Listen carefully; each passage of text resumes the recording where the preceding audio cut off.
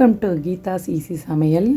இன்றைக்கி நம்ம வீட்டில் இருக்க பொருளை வச்சு வறுத்து அரைச்சி எப்படி மிளகு குழம்பு செய்யலான்னு பார்க்கலாம். வாங்க வீடியோக்குள்ளே போகலாம். அதுக்கு ஃபஸ்ட்டு ஒரு பேனை நல்லா ஹீட் பண்ணிவிட்டு 1 ஸ்பூன் நல்லெண்ணெய் சேர்த்துக்கலாம். எண்ணெய் சூடான உடனே 4 மிளகாய் வத்தல் சேர்க்குறோம்.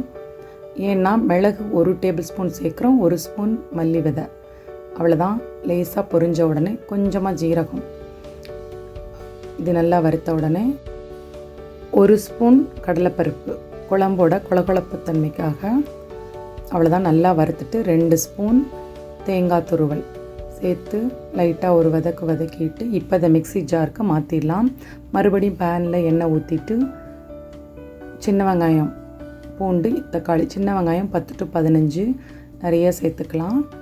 அப்புறம் அது வதங்கின உடனே பூண்டு 8 to 10 பல், அப்புறம் ஒரே ஒரு தக்காளி, அவ்வளோதான். இது நல்லா வதக்கிட்டு ஏற்கனவே நம்ம மிக்ஸி ஜாரில் சேர்த்துருக்கோம்ல, அதோட இதையும் நம்ம சேர்த்து அரைச்சிக்கலாம். இதோட ஒரு 10 கருவேப்பிலையும் சேர்த்துருக்கேன், நல்லா அரைச்சிக்கலாம். இப்போது ஒரு பேனை ஹீட் பண்ணிவிட்டு 3 ஸ்பூன் நல்லெண்ணெய் சேர்த்துக்கலாம். இதுக்கு கொஞ்சம் எண்ணெய் அதிகமாகவே தேவைப்படும். ஒரு அரை ஸ்பூன் வெந்தயம் நல்லா பொரிஞ்ச உடனே கொஞ்சம் கருவேப்பிலை சேர்த்துடலாம். தாளித்த உடனே நம்ம அரைச்சி வச்சுருக்க விழுதெல்லாம் சேர்த்துட்டு நல்லா கலந்து விட்டுடலாம். ஒரு நிமிஷம் அப்படியே இருக்கட்டும். குழம்பை நம்ம ஜலதோஷம் பிடிச்சிருக்கும் போது சாப்பிட்டோன்னா நல்லா குணமாகும். ட்ரை பண்ணி பாருங்கள். மிக்ஸி ஜாரில் உள்ள தண்ணியை இப்போ இதோட நம்ம சேர்த்துக்கலாம். கொஞ்சம் மஞ்சள் தூள் ஒரே 1 ஸ்பூன் சேர்த்துட்டு நல்லா கலந்து விட்டுட்டு தேவையான உப்பை சேர்த்துடலாம். குழம்புக்கு அப்பளம் நல்ல காம்பினேஷன். ஒரு சின்ன எலுமிச்சம்பழம் சைஸுக்கும் கம்மியான அளவு புளி கரைச்சி வச்சுருக்கேன்.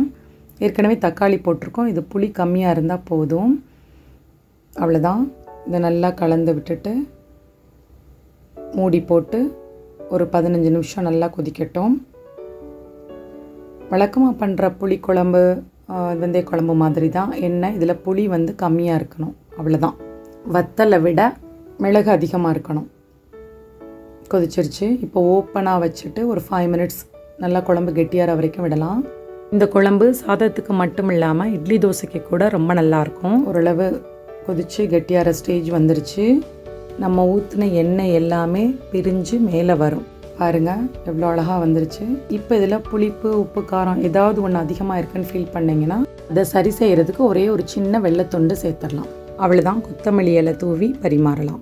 நம்மளோட சுவையான மிளகு குழம்பு ரெடி. ட்ரை பண்ணி பார்த்துட்டு கமெண்ட் பண்ணுங்கள், லைக் பண்ணுங்கள், ஷேர் பண்ணுங்கள், மறக்காமல் சப்ஸ்கிரைப் பண்ணுங்கள். பெல் பட்டனை கிளிக் பண்ண மறந்துடாதீங்க. தேங்க்யூ ஃபார் வாட்சிங்.